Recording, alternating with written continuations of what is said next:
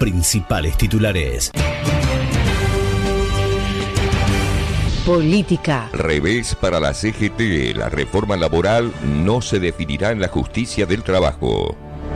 La Cámara Nacional de Apelaciones en el Contencioso Administrativo Federal resolvió este martes que la causa iniciada por la CGT contra el Estado Nacional por la constitucionalidad de la reforma laboral deberá tramitarse en ese fuero y no en la Justicia Nacional del Trabajo. Fue un revés para la Central Obrera, que quiso que el expediente cambie de cámara. En su resolución, el tribunal cuestionó el trámite adoptado por el juzgado laboral al señalar que se apartó del procedimiento previsto para este tipo de planteos y generó un conflicto innecesario que afecta la celeridad del proceso. Al analizar la cuestión, los camaristas consideraron que el caso involucra aspectos federales que exceden el ámbito del derecho laboral, entre ellos la validez de una ley del Congreso y la organización de la competencia judicial, lo que justifica la intervención del fuero contencioso administrativo. Nacionales. Mega operativo del Ejército para simular un ataque a pozos petroleros en el sur del país. El Ejército Argentino, junto a la Fuerza Aérea Argentina y la Armada Argentina, llevan adelante durante 27 días uno de los mayores ejercicios militares recientes en la provincia de Chubut, en la Patagonia. La operación, llamada Quequén, tiene como objetivo simular la defensa ante un ataque hipotético en pozos petroleros del sur del país. El despliegue involucró a 3.200 efectivos, 315 vehículos y 46 unidades, en una maniobra que incluyó el traslado de fuerzas desde distintos puntos del territorio nacional y el uso de aeronaves como los Hércules C-130 en una logística de abastecimiento de gran escala. Entre los hitos del operativo se destacó la utilización por primera vez en la provincia del sistema de misiles antiaéreos RBS-70NG. Durante el despliegue también se probaron nuevos sistemas como los drones y equipos anti-dron, combinando maniobras tradicionales con evaluaciones doctrinales orientadas a actualizar los protocolos de defensa. En este sentido, se destacó un cambio en el enfoque estratégico. No era la existencia de hipótesis de conflicto, sino un cambio metodológico hacia el planeamiento de capacidades, explicaron. El ejercicio concluyó con la preparación de despliegues, que incluyó la carga de vehículos y materiales en trenes y camiones para el regreso a sus bases. La coordinación entre las tres fuerzas evidenció la capacidad logística y operativa para responder ante escenarios complejos en el sur de la Argentina. Nacionales. El gobierno enviará al Congreso un proyecto de desregulación inmobiliaria.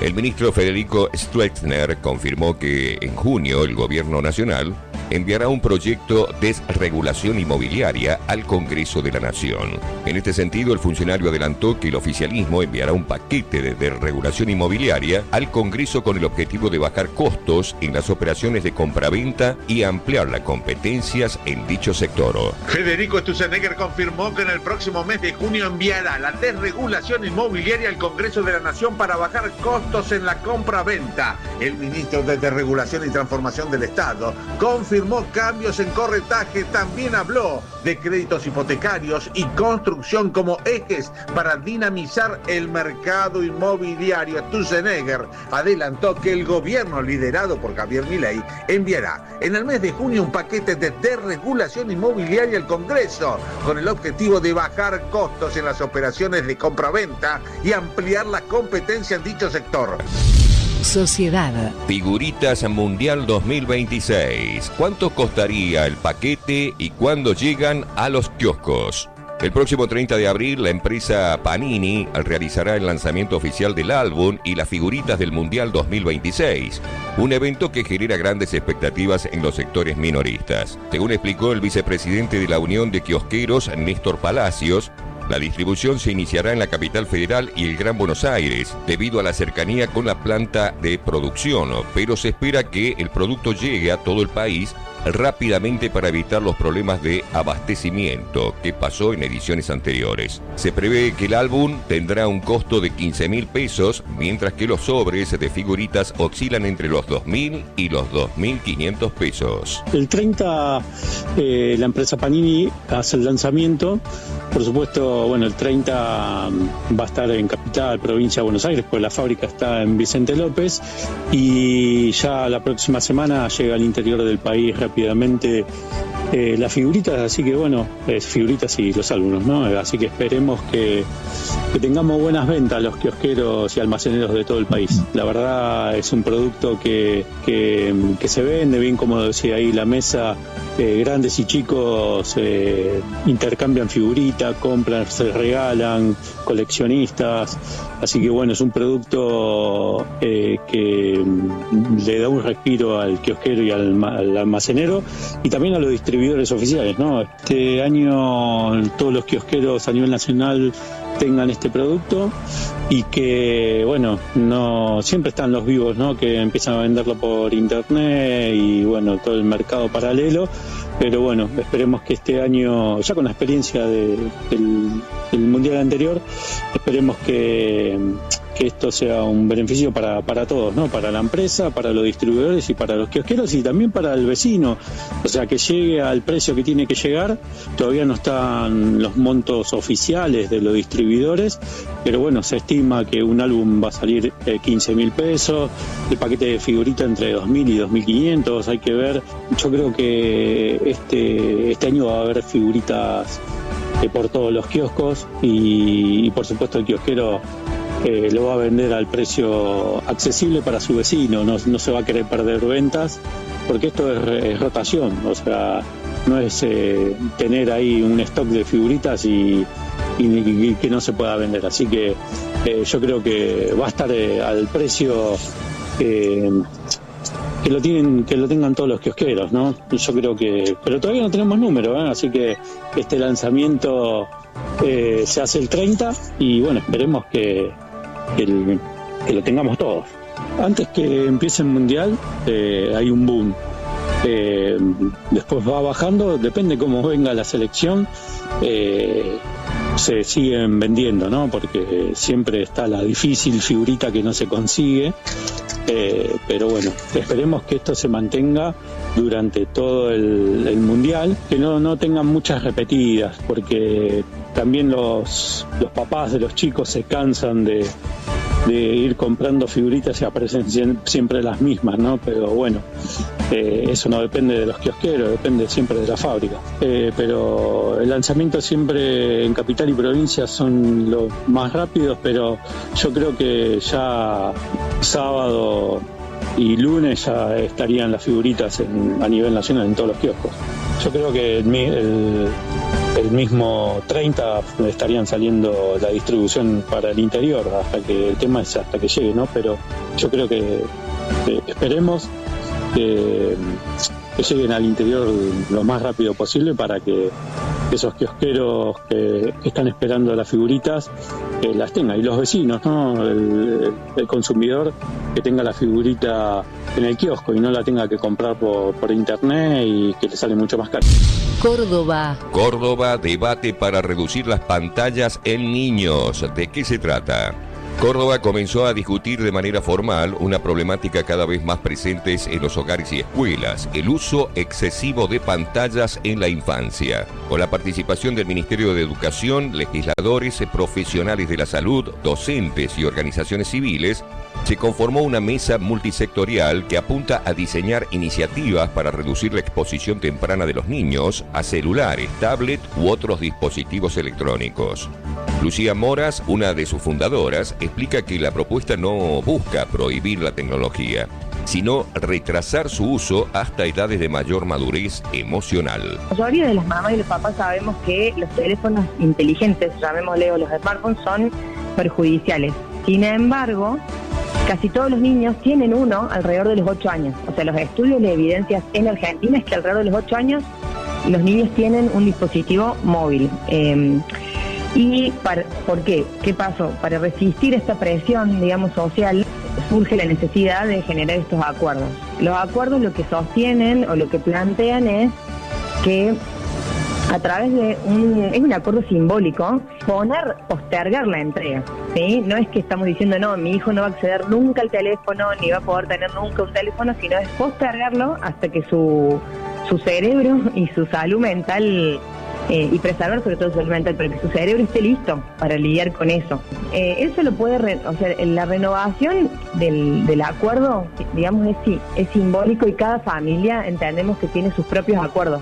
Entonces, lo que se busca es construir una comunidad y una red entre familias, que para que cuando llegue esa demanda vos podés decirle a tu hijo, mira, no vamos a entregar el teléfono porque ya sabes que va a ser a los 14, o los 13, o a la edad que cada familia considere. Pero sirve también esto de decirle, no es lo mismo el temor de mi hijo va a quedar afuera de, que ese es el mayor temor, lo tienen los padres más. Nosotros tenemos un formulario de Google Form, que vos lo descargas, es un link que accedes a la página de Instagram de Creciendo Sin Apuro Digital. En ese formulario, que es anónimo, no es obligatorio poner ni nombre ni apellido, lo que sí haces es completarlo con el nivel en el que está tu hijo o tu hija y de qué parte de Córdoba sos. Y dentro de este formulario hay un texto, digamos, donde figura a qué nos comprometemos, ¿no?, al firmar el acuerdo. Es algo que es de libre acceso y lo pueden tomar como herramienta cualquier mamá o papá de otra escuela. Economía. GNC, por el frío ya hay restricciones en estaciones y empresas en la provincia de Buenos Aires.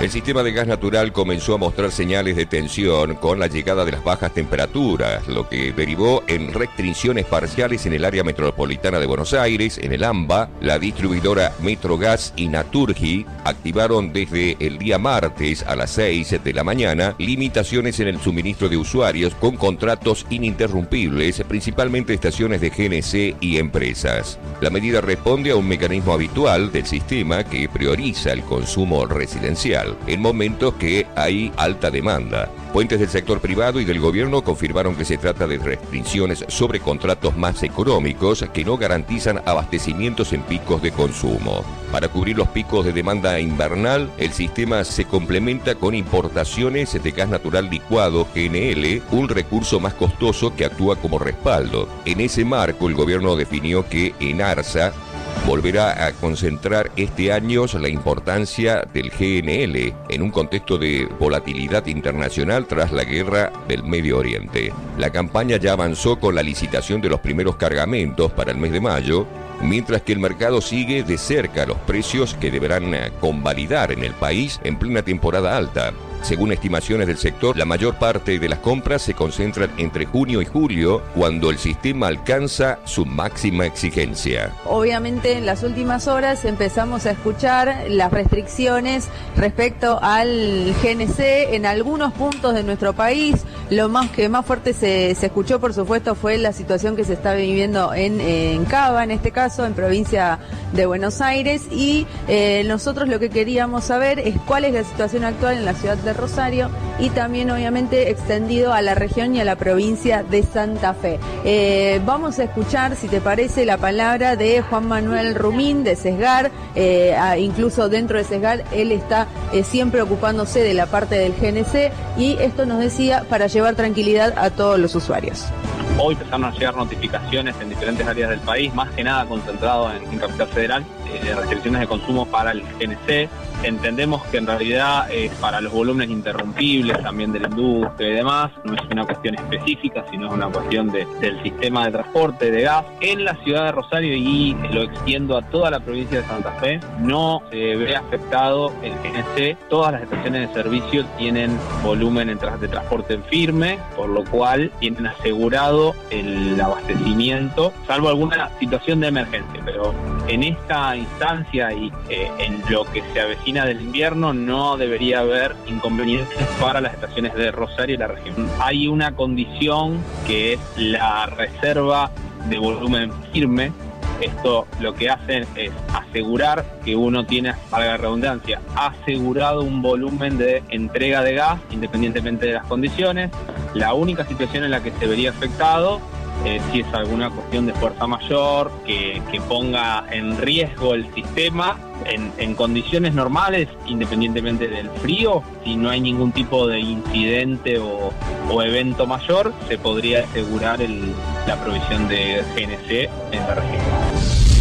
La Rioja. El gobernador Quintela de La Rioja intentó sabotear la mayor inversión en la historia. El proyecto minero Vicuña, impulsado por Ludwig Minning y PHP y con inversiones previstas por hasta 18.000 millones de dólares, enfrenta un bloqueo de caminos dispuesto por el gobernador kirchnerista de La Rioja, Ricardo Quintela, que interrumpió el paso de la maquinaria y suministros claves para su desarrollo. La medida se conoció a mediados de abril, cuando la administración riojana suspendió por 30 días actividades vinculadas al proyecto de su territorio y restringió el paso de maquinaria y suministros por la zona de Guandacol. Además de bloqueo, Quintela exigió la presentación de un estudio de impacto ambiental ante su provincia, pese a que el emprendimiento ya cuenta con la aprobación correspondiente por parte de la provincia de San Juan. En paralelo, el mandatario reactivó un reclamo por los límites interprovinciales, cuestionando acuerdos vigentes desde el año 1968 y planteando que parte del yacimiento Filo del Sol debería pertenecer a la provincia de La Rioja. Frente a esta situación, la empresa Vicuña, integrada por canadienses Ludwig Minning y la australiana PHP, recurrió inmediatamente a la justicia sanjuanina, que otorgó una medida cautelar para garantizar la continuidad operativa del proyecto mientras que se resuelve el conflicto. A partir de esta decisión, la actividad siguieron adelante, utilizando caminos íntegramente ubicados en el territorio de San Juan, aunque con mayores dificultades logísticas.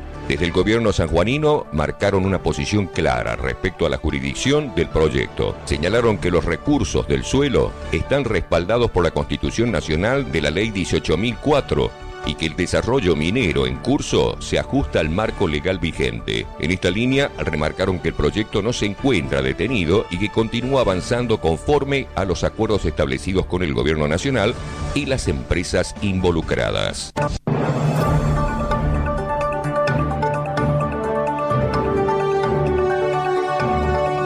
Llegamos al final.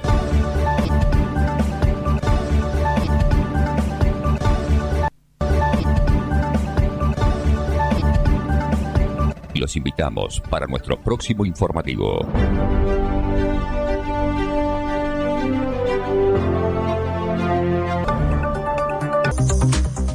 Y sin avances entre Irán y Estados Unidos, la tregua de nuevo violada en el Líbano, el petróleo Texas y Brent en un punto álgido, 100 a 112 dólares el barril.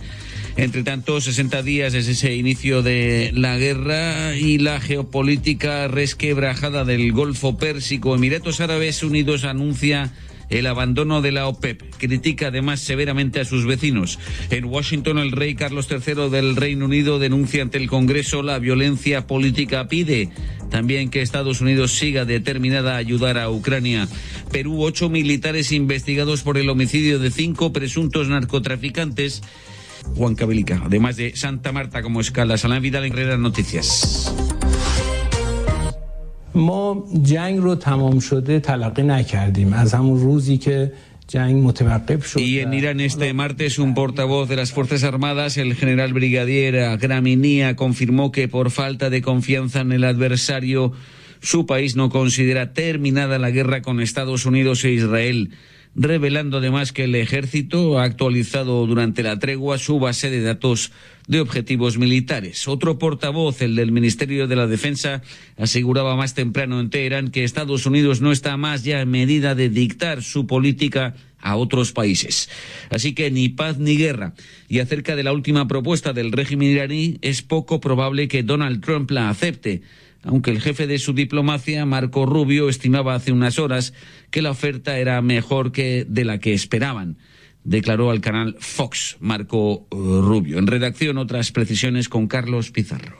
La última sugerencia apunta a reabrir el estrecho de Hormuz, detener la guerra y en fechas ulteriores solamente negociar sobre el expediente nuclear. Entre tanto, en la lucha de poderes en el régimen iraní, en ausencia del heredero, el Parlamento ha tomado la iniciativa y prepara colocar el estrecho bajo autoridad militar con peaje a pagar por los barcos en divisa iraní. Para el influyente centro de análisis Sufan, basado en Estados Unidos, los dirigentes iraníes piensan que el aumento del precio del barril, las penurias anunciadas e inminentes productos derivados a nivel mundial, colocan bajo fuerte presión a Donald Trump, hasta el punto de forzarlo a aceptar una solución al conflicto muy alejada de su demanda de capitulación incondicional. En paralelo, de manera totalmente sorprendente, Emiratos Árabes Unidos anunció su salida de los bloques de países de la OPEP, que integra desde hace casi 6 décadas, y de OPEP Plus. De por sí debilitados, este anuncio interviene cuando este estrecho aliado de Estados Unidos ha reprochado a otros estados de la Liga Árabe no haber hecho lo suficiente para protegerles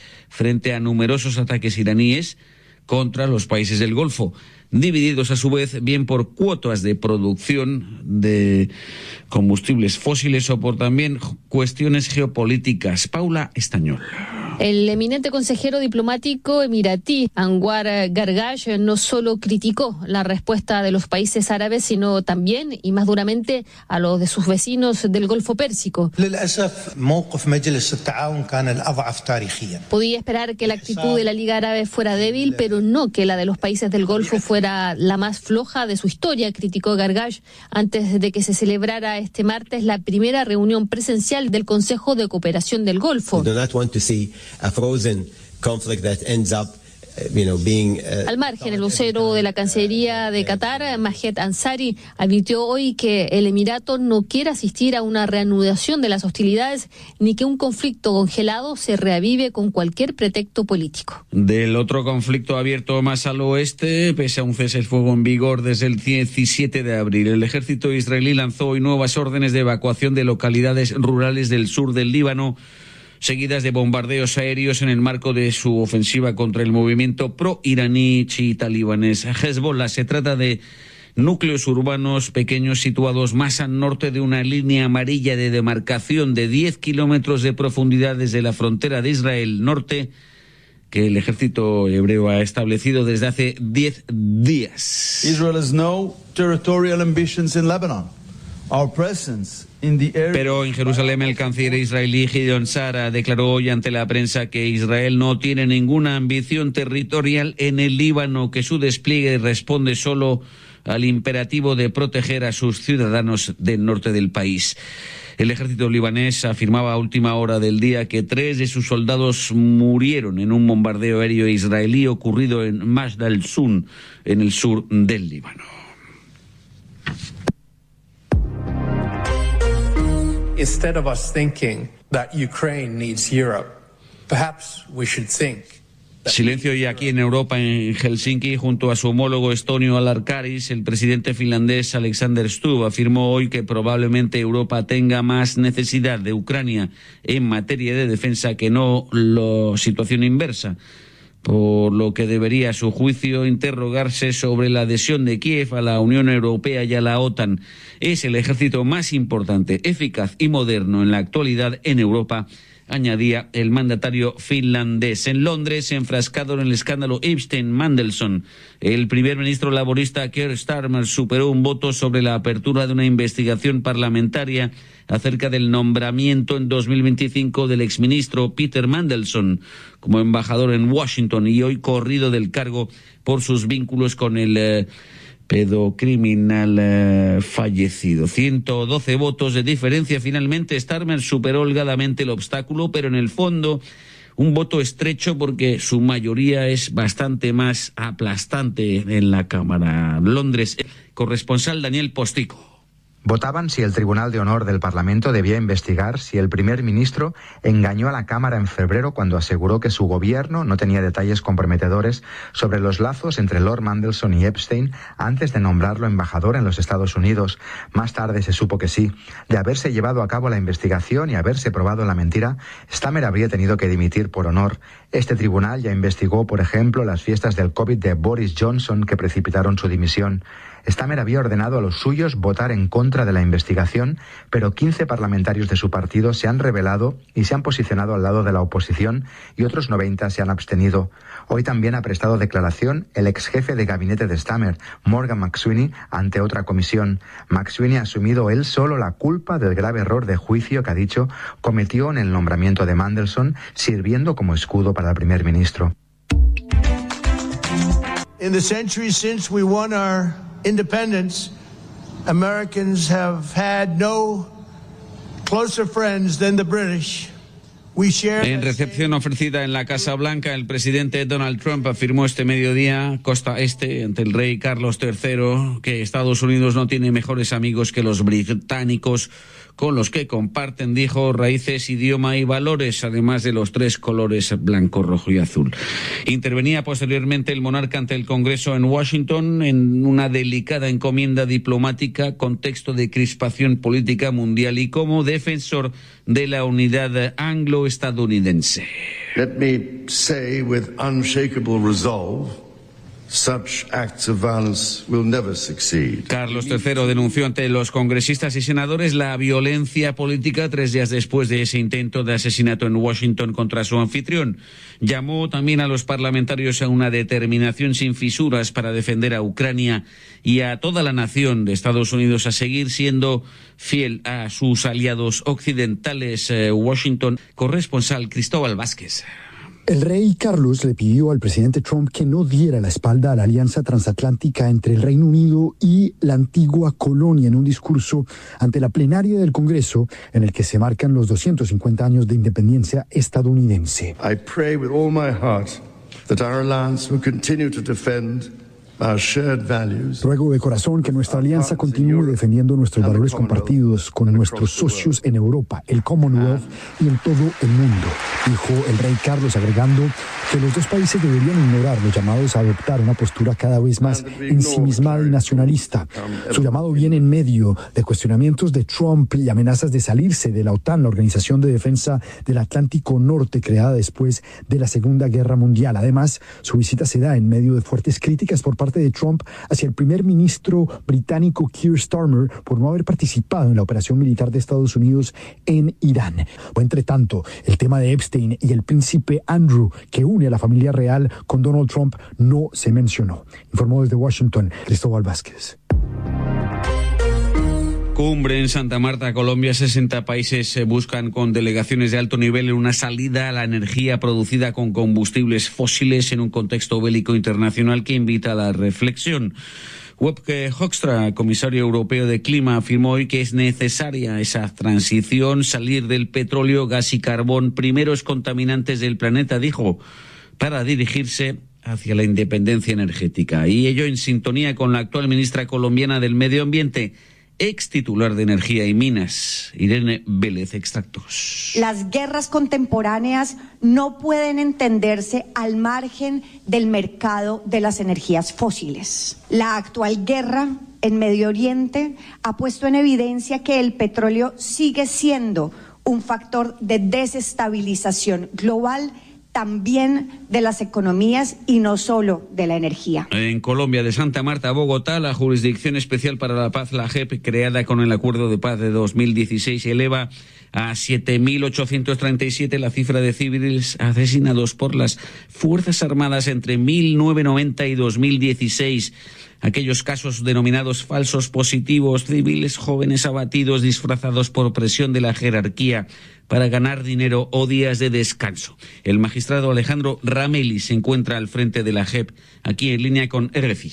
Nosotros habíamos dado un universo provisional de hechos inicial de 6.402, tomando en cuenta el periodo entre 2002 y 2008. Ahora, lo que pasa es que recolectamos datos que van desde 1990 hasta el 2016 y eso amplió considerablemente el periodo, ¿sí? Porque digamos los casos de ejecuciones no terminaron en el 2008, siguieron algunos aunque con menor intensidad y antes del 2002 también habían casos, sobre todo en el año 2001. Y lo otro es que tuvimos la oportunidad de contrastar más bases de datos. Nosotros inicialmente en las 6.402 habíamos contrastado 4. Ahora contrastamos también de la Procuraduría y cerca de 900 informes que habían presentado las víctimas. y por eso es que la cifra aumenta, porque tenemos más información y tenemos un periodo más extenso. Bogotá, el magistrado Alejandro Ramelli al frente de la Jurisdicción Especial de Paz, los tribunales instalados con el acuerdo de 2016 con enormes fisuras 10 años después. En Venezuela, el país vecino, menos del 30% de los pozos petroleros estarían activos, según la Cámara Petrolera Venezolana. Este martes, el gobierno de Caracas de transición de Delcy Rodríguez firma un acuerdo con la italiana Eni para aumentar la producción de gas y tratar de aumentar así sus capacidades de ingresos energéticos. Como decíamos, 8 militares investigados en Perú han salido a la calle apenas 2-3 días después de los sucesos, investigados por el homicidio de 5 presuntos narcotraficantes en la región conflictiva del Drae, en Huancavelica, en Perú. Este es un enfoque, una entrevista a cargo de Carlos Pizarro. Necesito justicia para mi hermano, por favor. Son los gritos de la desesperación. Entre lágrimas y lamentos, los familiares de las 5 personas acribilladas por militares en el distrito de Colcabamba, en Perú, claman por la justicia. Sostienen que los jóvenes regresaban de un partido de fútbol y rechazan las acusaciones de tráfico de drogas que difundieron las Fuerzas Armadas. Hubo el enfrentamiento armado, abrieron fuego en contra del personal de nuestras Fuerzas Armadas que llevaban droga. ¿Cuánto es lo que le pagaba la organización criminal dedicada al tráfico ilícito de drogas? Ante tanto desconsuelo, los familiares de las víctimas siguen movilizando a sus comunidades para reclamar justicia. Anthony Crespo es el abogado representante de los damnificados. Desde un primer momento se ha sabido que no habían ni armas ni droga. Eso es lo que ha quedado plasmado en el acta. Eso es lo que manda acá. En las actas de intervención, tanto de hallazgo como en la propia acta de intervención, ahí indican expresamente de que no se halló ni armas ni drogas. Ellos indican que recibieron un disparo, 2 disparos, cosa que no es cierta porque nunca se ha encontrado armas en el carro. No estamos ante una legítima defensa de ninguna manera si no se han encontrado armas. ¿De qué legítima defensa vamos a hablar? Primero han querido involucrar los que pertenecen a un partido comunista, extremista como Sendero Luminoso, luego que eran una organización criminal dedicada al tráfico ilícito de drogas, que eran un convoy que estaban transportando armas. Todo no son más que puros dichos, puras suspicacias por parte del ejército. Lo real y lo objetivo, lo concreto es acá que hay 5 muertos, que no se ha encontrado droga, que no se ha encontrado arma, que ninguno de los fallecidos tiene antecedentes. Son jóvenes que van entre los 18 y 24 años. Son jóvenes de los que han muerto. Y no hay ni una sola excusa que al menos pueda sustentar esta ilegal intervención, ¿no? Entre tanto, el Ministerio Público mantiene abiertas las diligencias preliminares contra los 8 militares que ya fueron liberados tras el vencimiento de plazo de flagrancia sin que se solicitasen medidas adicionales. Por una negligencia y responsabilidad de la fiscal se venció el plazo. Nosotros le hicimos llegar, por favor, solicitándole que emita una detención preliminar de hasta 7 días porque se cumplían con los presupuestos para solicitar una detención preliminar y la Fiscalía no lo ha querido hacer. La falta de resultados preliminares en estas pruebas fue determinante para que no se estableciesen responsabilidades individuales en el corto plazo. Pese a la liberación de los militares, la investigación sigue su curso. Enfoque edición RFI, Carlos Pizarro, además de la entrevista al abogado de las familias de las víctimas. A todo esto, Roberto Sánchez aumenta levemente la ventaja respecto al ultraconservador Rafael López Aliaga en ese conteo sin fin de las papeletas de la primera vuelta de la presidencial, cómputo del 96% y casi unos 23.000 votos de ventaja, definición final el 15 de mayo en probablemente tribunales. ¿Quién sabe? Ecuador anuncia el ministro del Interior, Reinberg, que construirá las megacárceles que sean necesarias en su lucha anticrimen. Hasta aquí, en resumen diario de noticias.